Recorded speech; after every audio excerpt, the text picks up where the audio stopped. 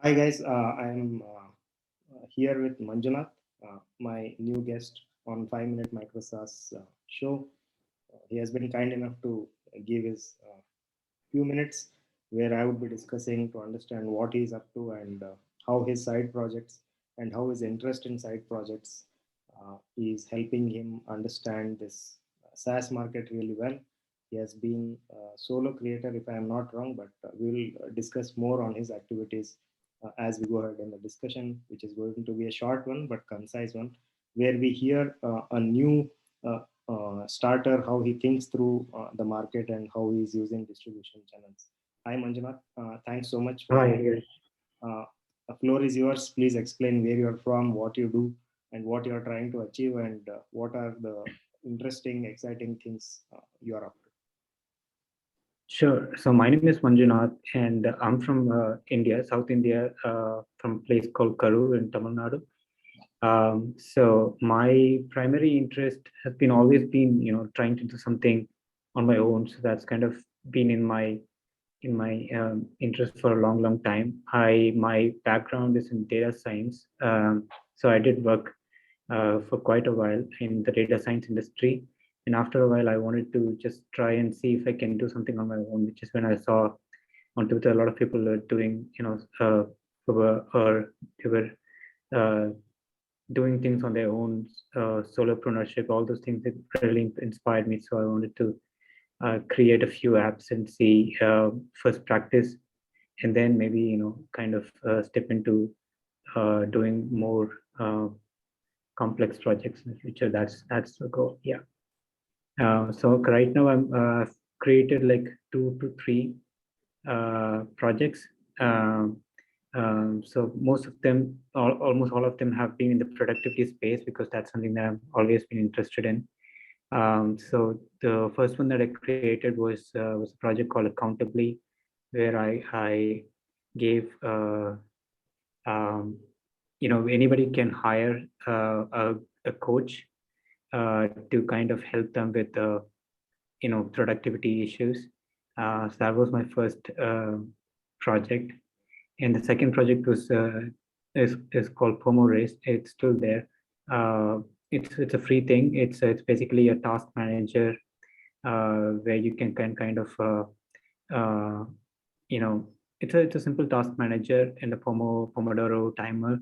You can keep scores and you can kind of see yourself where you're on the leaderboard. Kind of help yourself keep motivated and work alongside other people. The third thing that I've worked on is Flowbun, which is basically a public accountability tool, which is where you can put in your habits and choose to show it publicly on Twitter. So every time you make progress, you just hit a check mark in the app, and the progress will be automatically updated in your Twitter banner, so everybody can see it. So this kind of helps you create yourself a social accountability thing where you can, which can help you in, you know, uh, which can help you with consistency. So that's the goal. Interesting. So it seems like you have been evolving over a period of time and trying to understand Yeah. concepts really well and also put out projects there. So, how did you really get interested in creating such tools? One, and how do you really see the current trend and market around you, and how do you want to take advantage of it?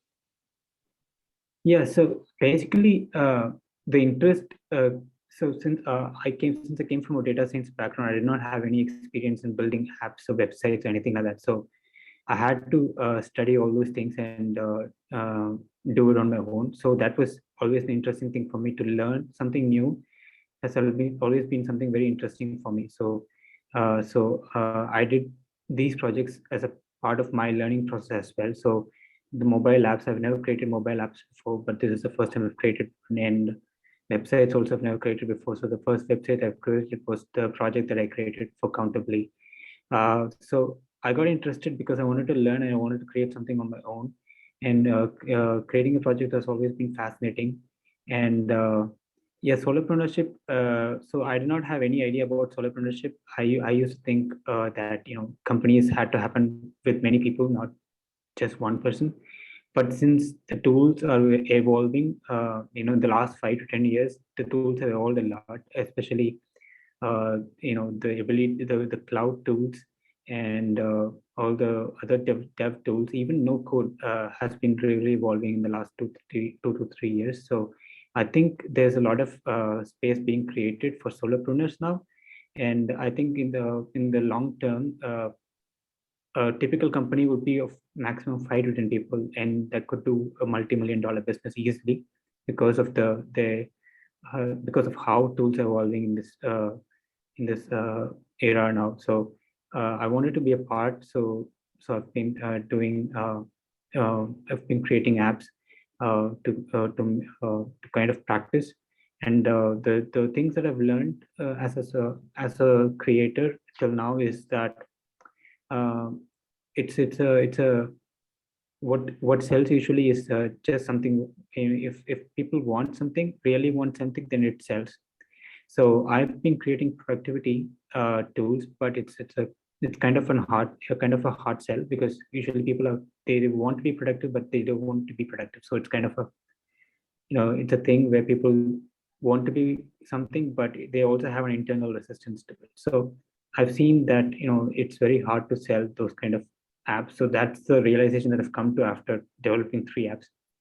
In the future, hopefully I'll be developing apps where people are willing to pay for something. So probably uh, in something, maybe in the Twitter space, or maybe in the marketing space, or maybe in the education space. That's my hope for the future. But yeah, so that's what I've been learning. So the process of selling is something is very unique and very creative. I've seen a lot of people doing it on Twitter by themselves, and I've been learning a lot from them. Yeah. Got it. So you already have been doing research, and you just told like you are doing study across how distribution and marketing also happens. What have you learned in terms of those areas? I know like you just touched upon that topic, like many people do creative aspects on Twitter. It seems like you're mostly on Twitter and trying to distribute whatever you're doing, right? So how are you planning ahead in the days to really put out your content outside and use this Twitter network of yours and see some paying customers trickle through for your applications or products what you're building? What's your Sure. strategy? So the strategy for me, from what I've learned from Twitter, I analyzed a lot of big accounts, and I've seen uh, uh, a certain pattern where how they grow these accounts. So my strategy is always, I mean, now after learning, after doing 3 apps, I've learned that you have to have an audience in order to be a solopreneur. That's very essential. Otherwise, you have to always rely on paid apps and paid advertisements. And paid advertisements only work if you have a high margin. If you don't have high margin, then it's still going to be difficult. So if you have an audience, it's going to be easy. And the way you can create audience is to focus on a niche. Any niche, if the niche is growing and if it has a cult following, then it's really easy to build that audience using that niche. So that's what I've been trying. Right now I'm focusing on creating an audience for people who want to grow on Twitter. So Twitter growth has been my niche. I've been posting consistently for about a month or so now. I've seen my audience grow quite a bit over this past month from where I was. Uh, but yeah, that's the idea. That's the goal. So to develop my audience a little bit, and once I have that, probably then I'll be able to interact more, create products, and easily able to. I can probably easily uh, get it out there, to see even if people if they like it or not, for the initial feedback, uh, those kind of things. Yeah. Neat learning, and you're getting there. So, who are the accounts from whom you're learning quite a bit? If you can name two or Sure. three, that's more than enough. Sure. Yeah, yeah. The first account that I've been learning, like I've gone through every tweet of this person. So this person is Islo. I'm sure you've heard of it. He's Notion 20, template. yeah, so he's completely, I think recently he has moved on, or he's still on Notion, but recently he has been posting about other things. But if you look at his initial tweets from where he started, it's more or less mostly about Notion and Notion only. And he completely built a base around Notion, and then he created products upon on top of it. And so that's been quite interesting. I've learned a lot from his account. And another account that I've learned is from Dago. I'm not sure how to pronounce his name, Dagobert or something. Dagobert. So I just call him Dago. So he creates. He's the founder of Logology, metaphor. He has his account and he interacts with his uh, followers quite frequently, and he puts out memes quite often. And that is something that I've also noticed. Once you have like a content that is working for you, if you double down on it, then it's good for you. So whatever comes for you easily in terms of content for Twitter, you just have to use that. So if writing comes for you easily, then write. Memes comes for you easily, then do memes, whatever that is working for you. So that's something that I've learned from him. And I also learned quite a bit from Arvid. So he has his big following, and he has a lot of ideas, and that is quite contrary to what many people do on Twitter. If you see his account, his followers and following, the ratio is quite different from what big accounts would have. And he is a big believer in term of interacting with people.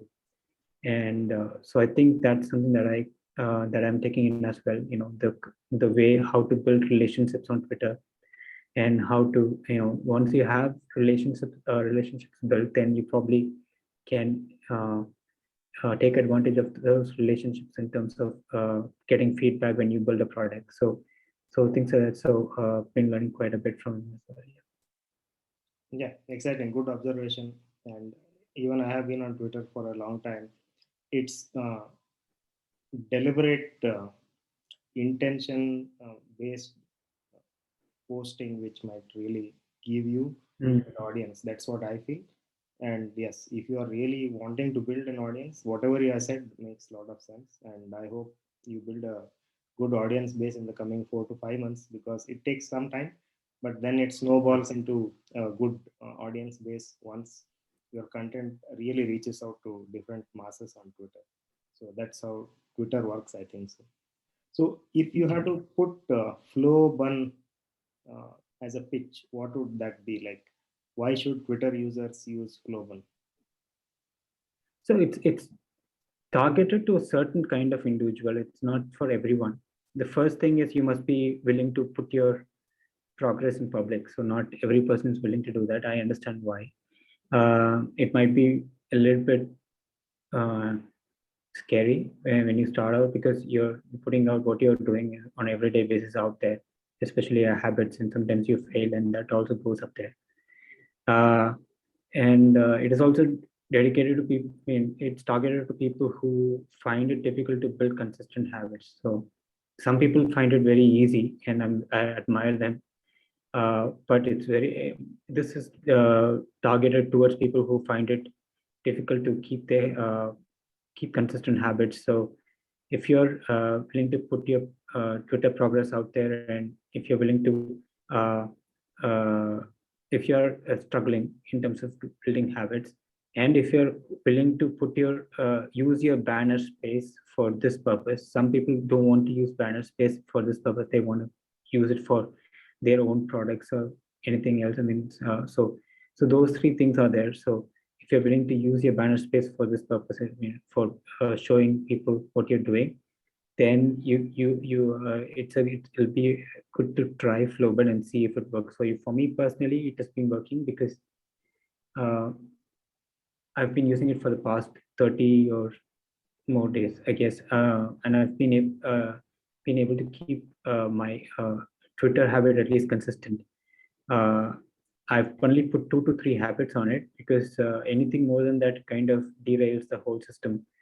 Uh, so once you have like 2 to 3 habits, once you build the consistency, maybe you can add more habits. And for the first 2 to 3, for up to 3 habits, flow burn is actually free.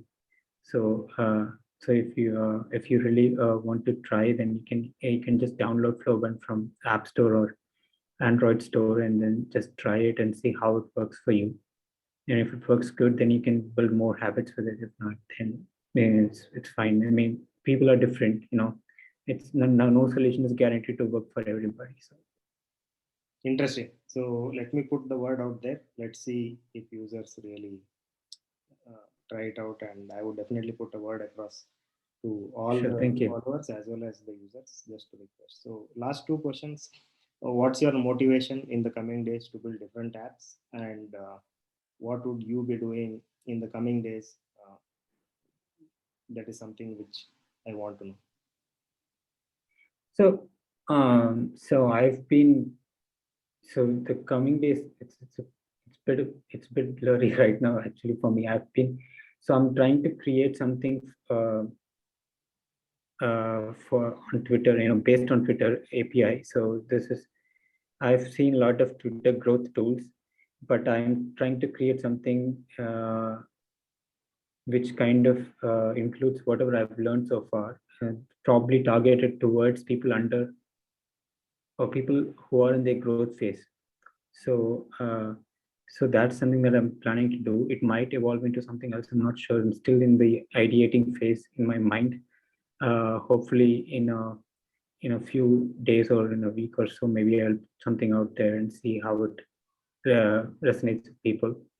Uh, but that's kind of my uh, that's where I am right now. But yeah, I've not decided in my mind yet. Good. I hope you keep building tools, and we might see an app or tool or an utility what you bring up, which might be used by a larger user base, and you keep on growing.